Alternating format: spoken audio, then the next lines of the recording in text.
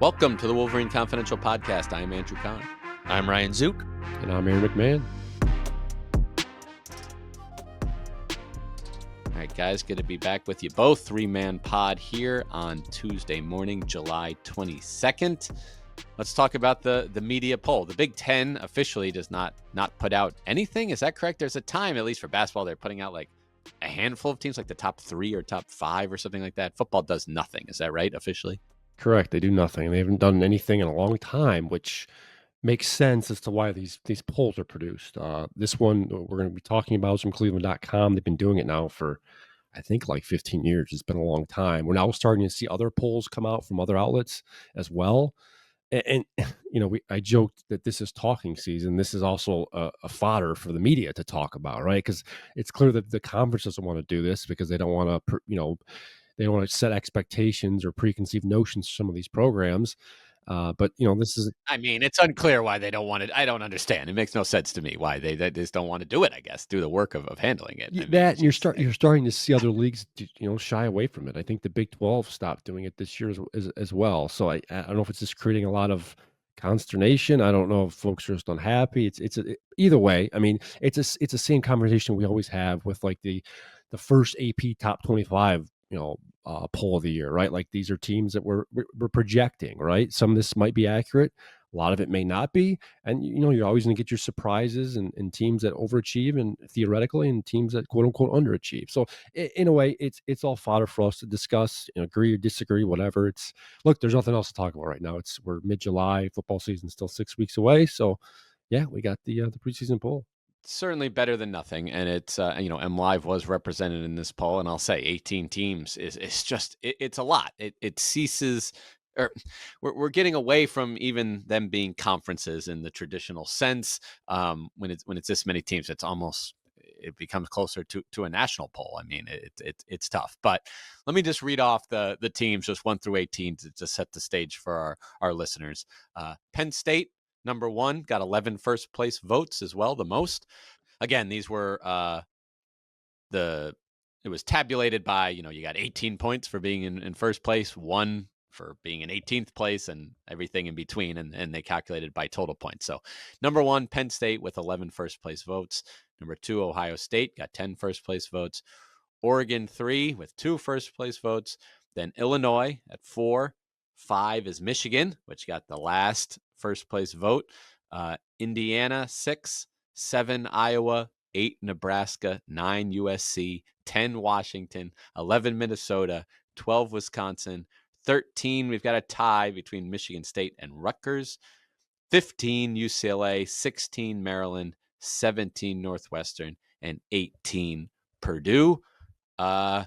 Initial thoughts, Ryan, let's start with you. Maybe on Penn State being at the top of this league over the defending national champs, or really anything else that jumps out to you outside of Michigan, because we'll dive into them in a little bit. Yeah, I mean, it's like, do we really? I mean, I just, all right, congratulations to Penn State for winning the preseason poll. We all know that they're not going to actually win it when it comes to playing on the field this year, because it's James Franklin. They win games they're supposed to, and they lose games they're supposed to. So it's like, I get that Drew Aller's back, and they have a strong defense. They're two-headed rushing two-headed monster.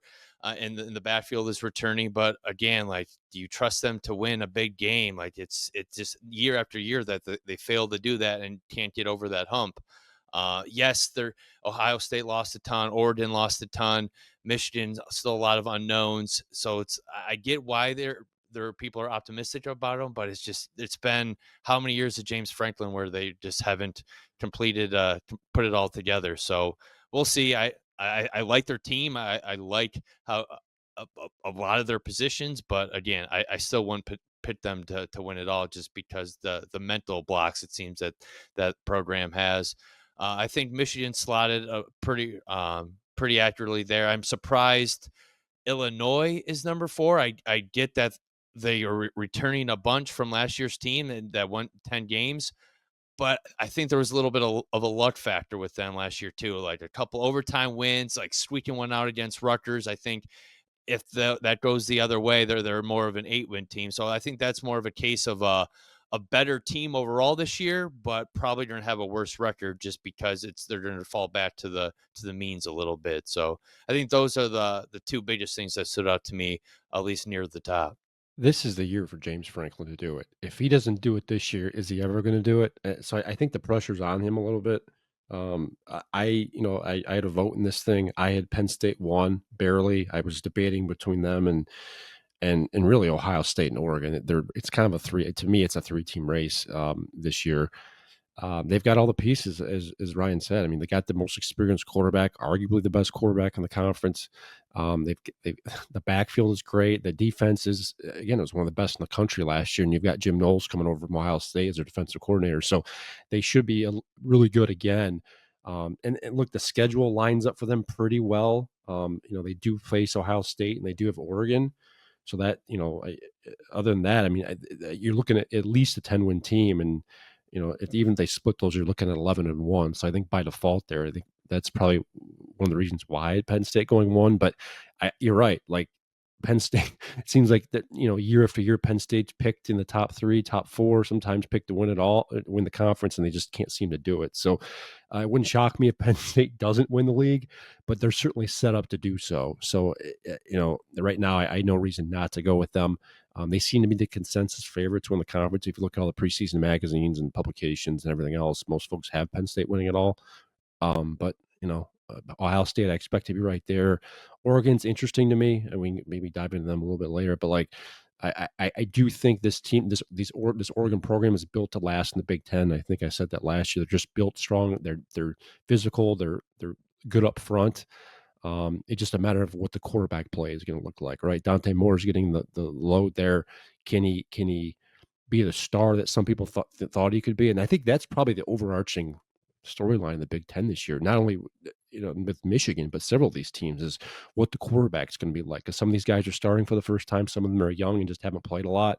And it's going to come down to whether the play is good enough, and that I think could get the teams over the hump, and that it's including Michigan. I know they're picked fifth in this poll. I had them fifth.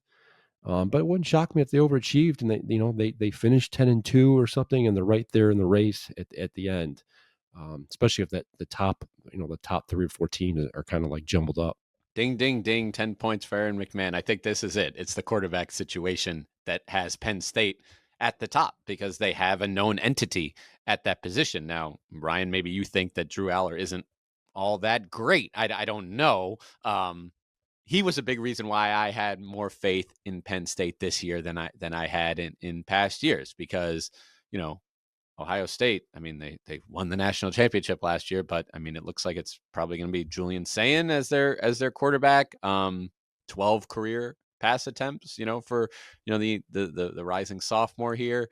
Oregon, same deal. Dante Moore did play as a true freshman quite a bit at UCLA, but wasn't particularly good. So like again, new team, new offense, all that. And yeah, Michigan, another, obviously regular power. Same situation with possibly a true freshman starting. So I think that's why Illinois and then even Indiana up there pretty close to Michigan in the as far as points, they just return a lot. And in the case of Penn State and Illinois, at least the quarterback position is you're a little more comfortable with what they have. That's just it. I had Illinois fourth, just like the poll, ahead of Michigan. One of the big reasons was because their quarterback, Luke Altmaier. He was a really impressive guy. He had a really good year last year. I think he's expected to take another step forward. You could make a case that he might be the best quarterback in the Big Ten, but if not, he's certainly up there one, two, three. And I think that's one of the reasons why Illinois is being picked where they are. I mean, there's some folks who expect them to have a good year, and their schedule line works out really well too. And that's one of the things you got to look at when you're ranking these teams is what the schedules are, right? Like, are they difficult or are they easy? And again, Illinois has got a relatively easy schedule. I think they got two. They do play like Ohio State and I think Oregon as well or Penn State. So they only have two of the top teams. And that's going to help their situation at the end of the year, right? They'll probably be right there in the thick of things. And if things go right, they'll have a shot to play for a Big Ten title. Whoa! Bielema has done a very good job. I mean, this is very reminiscent of his time at Wisconsin, where he built up the program in his way, built it into a quote unquote Big Ten, competitor. And that's what Illinois is. I thought they were a very good team last year, and I think they have the potential. I didn't have them in the Big Ten title game, but they have the potential, I think, to at least reach it. They're gonna have some things they're gonna have to go their way, but I'm really impressed with Luke Altmaier. I like what we saw last year out of him, and I think he could be one of the best quarterbacks in the Big Ten this fall. As long as we're on the topic of quarterbacks, I get the concerns over some lack of experience for some like the Oregons and the Ohio States. But if you think like Julian Sayin and Dante Moore, how many Big Ten teams would they have been starting at last year if they weren't behind established starters already? I think that plays a part too. They're former 5-star recruits, and I mean, this look at all the hype around Bryce Underwood. Now these guys are a little bit older too, with the same type of recruiting pedigree. So I wouldn't be surprised if they step in right away and light it up too. I mean, they're Saiyans going to have Jeremiah Smith to throw to, so like they're going to have weapons. I mean, they're both programs recruit at an insanely high level. So if I had to pick, I'd probably say I'd still would have probably picked Ohio State first over Penn State just a little bit. Penn State did lose Tyler Warren and Chop Robinson too, 2 first-round picks. So it's not like they're not losing anybody of significance either. But that's what's fun, because it is all speculative at this point, and that's why we play the games and see what happens. But it should be interesting. I think it's a lot more wide open this year than it was last year. All right, I'm glad you gave your pick, because you can't criticize if you're not going to offer solutions here. So you got Ohio State on top. It is. Yeah, it is. I don't think these quarterbacks on most of these teams have to be electric for their teams to, potentially win the Big Ten, make the playoff, or whatever with the talent that's around them. Schedule is a big deal. I mean, for me, it came down to Ohio State and Penn State. Ohio State does go to Illinois and Michigan and Wisconsin, if you want to throw that in there, and then they get to host Penn State. I don't see them losing any of their other games. Penn State, it was hard to say. I mean, they get Oregon at home, and they have to go to Ohio State. I mean, those are 2 really tough games, obviously one on the road.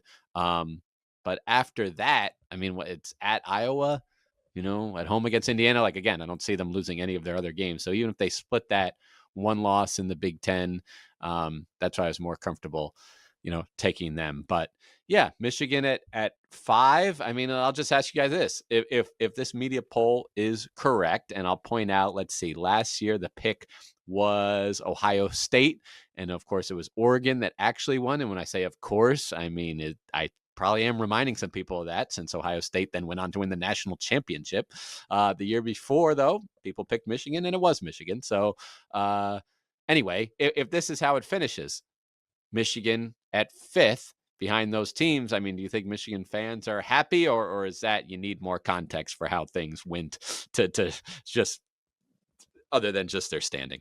You're going to need more. I mean, same thing with last year, right? If you were to tell the Michigan fan base at the end of the year you could finish 7-5, they would be really disappointed with that. But then if you tell them they beat Michigan State and Ohio State team that would go on to win the national championship, I think they'd feel a little bit better.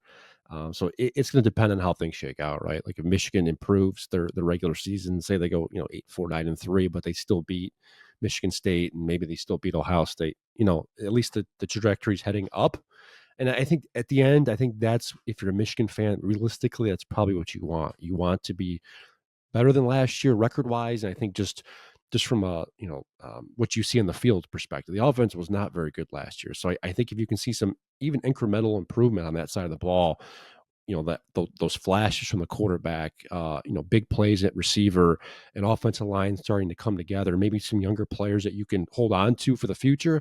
I think realistically, that's what you're looking for. To expect Michigan to compete for a Big Ten title might be a little out of the question.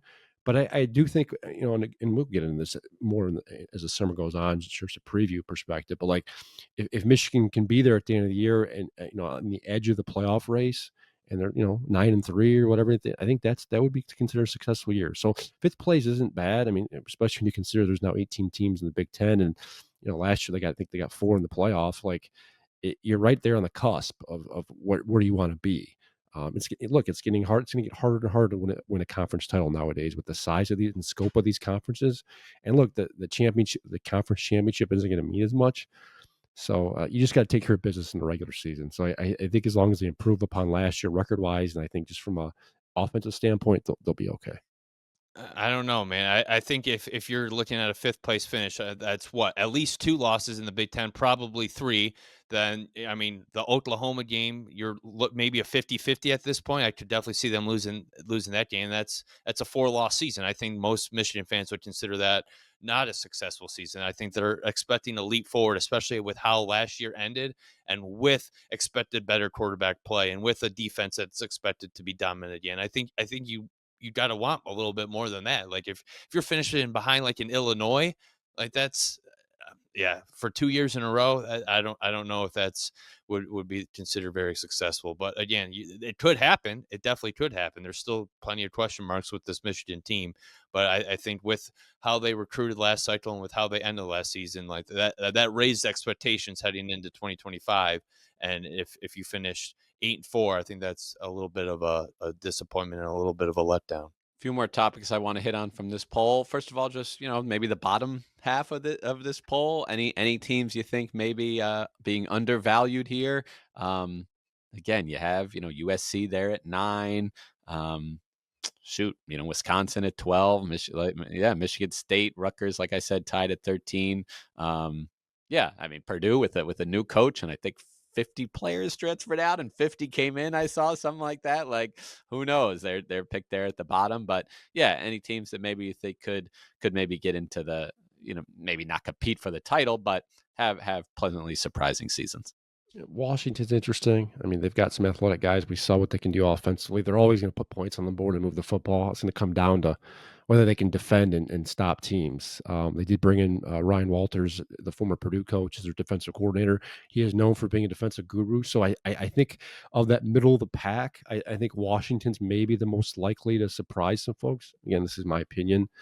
Whether that means they're competing in the top half, I don't know, but I think they'll probably exceed expectations. Wisconsin's interesting because it sounds like they're changing their philosophy again. I know, the coach came in there and they wanted to like be more spread and everything else, and that hasn't seemed to work out for the Badgers the last couple of years. So it sounds like they're going back to that kind of physical, rough and tumble, run first type of mindset. So I'm curious to see how that works there in Madison. You mentioned Purdue. They're picked to finish last. I think I had them last in my ballot as well. But don't underestimate Grand Change and then Barry Odom, their new head coach from UNLV. He's a proven winner. And we saw what Grand Change can do last year with Indiana, right? You bring in a whole cycle of new guys that are, accustomed to winning. Maybe they're more athletic than what you had before. Purdue, I'm not expecting them to do much, but it wouldn't shock me at all if they don't finish in last place in the Big Ten, and they maybe push for bowl eligibility this year. Yeah, I think the bottom half of the conference is always good for looking at value in terms of teams that maybe could overcompensate, overachieve. So, of that group, I'm looking at Washington. UCLA is interesting too, right? They got the quarterback Nico, the kid, the transfer from Tennessee. He's going to be a big storyline this week in Las Vegas, just in terms of how that transfer, transpired and the drama behind it and everything else. I think at the end of the day, he's a decent quarterback, and he might be able to help UCLA. And UCLA was one of those teams last year that kind of came on strong as the second half of the season ended. So UCLA could surprise some folks as well. I'll throw a different team out there that maybe caught my eye a little bit is Minnesota. I mean, I feel like PJ Fleck has sneakily been pretty consistent since he's been in Minneapolis, and yeah, I mean, if they can just get a little bit more explosive plays on offense, I mean, their defense has been pretty solid throughout. I mean, they gave Michigan a hell of a fight last year. They brought in some transfers that I think could give them a little bit of a boost, and yeah, I mean, you never know, but I think, yeah, maybe they could surprise a little bit people too. And yeah, like Wisconsin, Luke Fickell, like this was supposed to be like a home run hire, and it's time to see like, all right, let's put things together here and see if like Wisconsin can be the Wisconsin of old and win some big games and at least be competitive in most contests. Yeah, Indiana picked 17th last year, barely. Just there's quite a big gap between them and 16 as well, and just above Purdue last year. And obviously, we saw what they did. So we'll see who can be that team this year. We also voted on offensive and defensive player of the year. They had us rank the top 3 guys there. pair of Buckeyes just ran away with this thing. Caleb Downs, the Ohio State defensive back, took that easily on the defensive side, and Jeremiah Smith, the wide receiver, on the offensive side with Drew Aller pretty far behind him, the Penn State quarterback. But some Wolverines did make this list. On offense, Justice Haynes, the running back who played the last 2 seasons at Alabama, former 5-star recruit, either got a second place vote or a couple of third place votes, got a couple of points. Was that one of you guys? Not me. It was not me. No. You might not even lead the team in rushing this year. Right. It's yes, it's you're taking some risks on some of these guys, obviously. And then Michigan defensively, a couple of linebackers, Jay-Sean Barham, from the guy who transferred from Maryland and played for Michigan last season and was productive, got a couple of votes, or maybe second place vote, and 1 third place vote for Ernest Hausman. So I mean, that again, those are two productive returning players. Not shocked to see them in the top 3. Again, I didn't put them there, but yeah, I get it, and we could see who might be at the end of the year, at least on an all Big Ten team from Michigan. It's kind of funny because I feel like I wouldn't have voted for any of those guys to be like the offensive or defensive player of the year on their own team, let alone in the Big Ten Right. conference. But again, I mean, not everybody follows the team as regularly as we do. So who knows who did that? But yeah, I was a little bit surprised to see those names pop up. Same. Yeah. I mean, you could kind of spin something and like land on several Michigan guys that could have been on this list, right? Like you could put Derek Moore, TJ Guy. I mean, there's Rayshon Benny. There's names. Any of those guys, I think, if you're thinking along those lines, could have been on this list. Now, are they? In my opinion, are they Big Ten Defensive Player of the Year worthy at this point? Probably not. There's a lot more names that they've done more so far in their careers that would warrant being on the list. But we'll see. I mean, it almost seems like every year there's always a couple of guys who have breakout years. They have big, they stuff the stat sheet. And look, that could be the case for Jay-Sean Barham and Ernest Hausman this year. Their linebackers are going to be, they're going to be put in positions to make a lot of tackles and make a lot of plays. And given that Michigan will be deep up front and in the back, maybe that plays to their strengths. I don't know, but yeah, interesting to see them on there. But at the top, look, it makes sense, right? Caleb Downs is arguably the best defensive back in the country. So, for him to be on that list makes sense. Jeremiah Smith's probably the best receiver in the country. The only question mark is the quarterback, right? As we were talking about what Julian Sayin looks like. Can you get the ball to him? Can Ohio State have that offensive success we've seen over the last couple of years? I had Drew Aller as my player of the year. I was one of the 4 people that voted him first. I think he's in for a big year. If the predictions come true for Penn State and they come to fruition and they win the Big Ten championship, I think Drew Aller will have a shot, and it'll be probably because of him. So it's going to be interesting. And Ohio State or Penn State, excuse me, has several guys on that list, both running backs. One name we haven't talked about a lot yet today, and we haven't really talked about Oregon much, but Mekhi Hughes, a transfer from Tulane, rushed for I think 1,400 yards last year. I think everyone's expecting him to come into the Big Ten this year and have similar success, similar production. We'll see if he can do it at this level. But again, as we were talking about, Oregon's built for the Big Ten. They have a strong offensive line. Quarterback play should be better. Will it open things up for him? I don't know, but he was 4th, and I think he's the name to watch this fall. That's kind of as an interesting wild card. Last thing on this, unless you guys have something else, but I don't know, with an 18 team Big Ten, and now it is still a 12 team playoff this year, like, do these predictions and eventually what happens, who the Big Ten champion, I just don't think it matters as much as it used to begin with. I mean, again, we had a team, Oregon, that ran the table in the league, only to lose its first playoff game to another Big Ten team, Ohio State, that then went on to win the national championship. Michigan can still say they beat Ohio State last season. That happened in their only matchup. So I don't know, just the bigger the playoffs, I mean, as it becomes more like pro sports, the less these regular season titles mean, I think. No, you nailed it. I mean, with the conference is so big and not everyone playing each other, so it's hard to gauge whether someone truly is better than another team, especially if they have identical records and haven't played each other. It's tough to gauge that. So at the end of the season, you're pitting the two teams with the best records, are they the best teams? In some years you may make the case maybe they aren't, but because they're the top of the standings, they're going to play for a Big Ten championship. So, does it mean as much as it did when they had a few years back?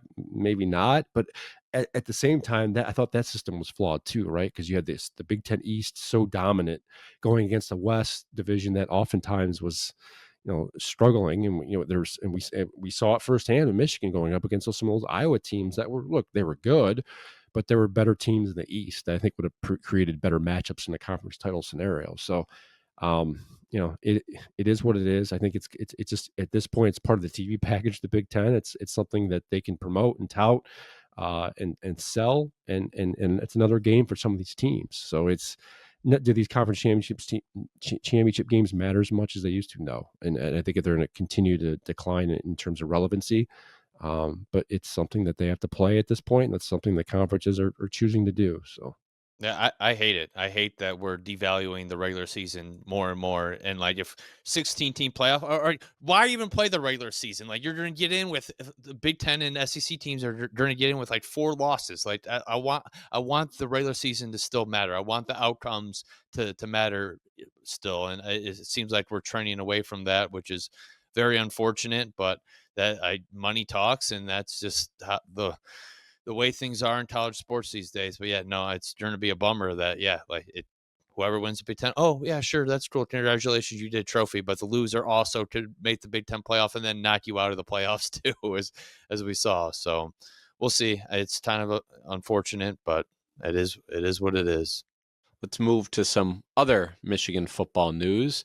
And it's, we've heard a lot. We've talked a lot about this on the podcast, that Michigan assistant coach Lou Esposito, his success as a recruiter. So it would have been pretty shocking if he couldn't land his own son. And sure enough, Louis Esposito, an offensive lineman, became Michigan's first commit in the 2027 class. Most of the prospects we've been talking about here, are for 2026. He's the first in the 27 class. Ryan Zook, tell us a little bit about him. Yeah, it's kind of funny you mentioned that because, Lou Esposito, the coach, has been reeling in prospects left and right, but technically he didn't play that much of a factor in his son's recruitment, or at least that's what Lewis said. It was like it was Sharon Moore and Grant Newsome that extended him the offer, and I guess, Lewis was saying that his dad tried to take like a hands-off approach and wanted him to go through the process on his own. Like, he was there for guidance if he needed anything, but like, he wanted him to make it his decision. But I mean, Lewis grew up a Michigan fan. Remember, his dad has been a coach in Michigan pretty much throughout his entire life, whether it was at Western Michigan for several years, a head coach at Davenport for a few years on the west side of the state, Ferris State defensive coordinator for a year. So he grew up on the west side before transferring to Saline this past year, but has always been a Michigan fan. And when I talked to him after he received the offer last month following a camp in Ann Arbor, he even said, like, Michigan's the front runner now. Like, I'm going to play out the recruiting process and listen to other teams. But you got the sense that Michigan was probably going to be the school that he chooses. And sure enough, a month later, he announces his commitment and becomes the first pledge in the 2027 class. And 3-star offensive lineman, so ranked in the 500 range in the 2027 class. Was not like a headliner elite prospect at this point, but there's room to grow. He's only heading into his junior year. He just hit a growth spurt this past year, and added like 30 pounds, grew a couple of inches. So for linemen, that's a big deal. And if you can continue to add some athleticism and put on some good weight as a lineman, that's always a good thing, and room to continue to rise as a recruit. So definitely an intriguing start to the 2027 class, and is a kid who is pretty well spoken and has the connection of his dad being on staff that could help maybe lure some other prospects to join him pretty soon as well. You answered one of my questions here as far as, the first, I feel like the first recruit sometimes can help get the ball rolling. But yeah, sometimes I do feel it is maybe a more high profile prospect, or, a quarterback sometimes to get other guys in the fold. But no reason it can't be Louis Esposito as well. So something to keep track of here, as we always have recruiting coverage on MLive.com/Wolverines. One more thing too to mention with him with his connections. The Yeah, the state is going to be huge for the Wolverines this upcoming cycle. Michigan has a lot of targets in state in that 2027 class with Dakota Durant, a 5-star receiver from Harper Woods, kind of being the number one target there. But yeah, there's a lot of guys Michigan is in on from the state of Michigan in the 2027 class, and having a guy um, committed this early to maybe lead the class and build those relationships with some of those guys could potentially go a long way in the coming months and year. And then we mentioned Big Ten Commissioner Tony Petitti, earlier in this episode, and alluded to a letter he sent to the NCAA that was read during Michigan's recent infractions case for the whole Connor Stallion situation. And the letter reportedly said that he was supporting Michigan and basically saying that I gave them a punishment and I think that should suffice. I am basically imploring the NCAA or at least recommending that no further action be taken. Do I have that right, Aaron? That's right. Yeah, it's quite the turnaround, right? Because it was just a couple of years ago. I remember being in Indianapolis for the Big Ten title game. Michigan wins it, and they're coming off, Jim Harbaugh's suspension. He was back on the field for this game, and there was Tony Petitti on stage handing Zach Zinter the Big Ten championship trophy, and boos rained down on Petitti inside Lucas Oil Stadium. And the Michigan fan base was not happy with him. Michigan's football program was not happy with him. Jim Harbaugh was not happy with him, and Ward Manuel was irate with him. Yet here he is a couple years later, kind of in a way defending Michigan, or at least trying to come to the rescue. I was able to confirm Monday the authenticity of this letter, that it was in fact sent to the NCAA. It was read during their infractions hearing last month in Indianapolis. Petitti was not present. I was told from a Big Ten official that he intended to go there, but he was recovering from hip replacement surgery, so he was not able to be in attendance. But he did still send the letter. It was read aloud. Basically, it's saying just that, right? We punished them. We handled it effectively internally. The NCAA should kind of back off and encourage them not to penalize them anymore. Whether that resonates with the NCAA, we will see. They certainly have the right to listen and take all that in. Whether it factors into their decision making when it comes to penalties remains to be seen. So we'll see going forward. It's from what I was told, it is common for conference commissioners to attend infractions hearings for schools, for some of their schools. As I said, Petitti couldn't be there, but he did his part in sending that letter. So, it's one of those things where I think at the time back in 2023, he was getting a lot of blowback from the rest of the conference, school commissioners and athletic directors and head coaches. So I think he felt the need to act at that point. Now he's a couple years later removed. The situation started to boil down a little bit. And look, there's a money aspect to this too, right? Say if NCAA decides to hit Michigan with a postseason ban or vacation of wins or whatever the case may be, it could affect the bottom line of the Big Ten Conference. If Michigan's ineligible for a playoff, it could cost them money. So I think now here it is in 2025. Petitti's looking out for the bottom line of his conference, so that would explain the letter that was sent. Right, because outside of that, my thought was, I was going to ask you guys, do you really think he hopes the NCAA does nothing further? Because I remember talking to a few college administrators when this was all going down who said that, Petitti better hope the NCAA finds something, because if not, it's going to look like he overstepped. But now he wants to say he did his part and it was sufficient. But again, I guess there's the reasoning for that would be, yes, trying to appease Michigan and trying to and knowing what it means to the bottom line. So maybe even if he doesn't fully believe that, he's got some motivation to do it. But I don't know. It is interesting. It is, it's an interesting point to bring up, right? That, does he, is it sincere? And him not being there, despite being told that he was recovering from surgery, did that, is that part of it? I don't know. Nonetheless, I mean, it was in the public record. You wonder if this is equivalent to a board of education meeting and public comment, where someone comes in and gives their opinion, and the appropriate board can weigh that like the public comment, or choose not to use it at all. So we'll see what the NCAA does, whether it factors into their decision at the end of the day. I don't think it will. This does look good for Petiti. I think it's certainly helped his maybe his image a little bit with the Michigan fan base, viewing him coming around a little bit. We've seen some furor from maybe some of the rivals that are hoping Michigan gets a extreme punishment. Nonetheless, it's in the public record. It's out there. It did happen. We'll see, but we're expecting a ruling or decision in terms of penalty from the NCAA here shortly.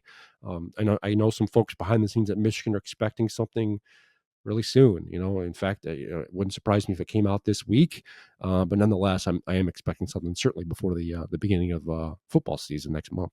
A lot of football talk. Can close just some quick basketball news. I was able to talk to the Michigan men's basketball strength and conditioning coach Matt Aldred the other day, and there'll be a story, in a day or two on MLive.com/Wolverines that you can check out, with notes on everyone on the roster. A little piece of news: Malik Cordell, the incoming recruit from Germany, is here. He's been on campus a few days now, and he's huge. He's just massive. I mean, both he and Adai Mara have a standing reach of 9 feet 9 inches. The basketball hoop is 10 feet, so they're just 3 inches away from the rim, just without jumping at all.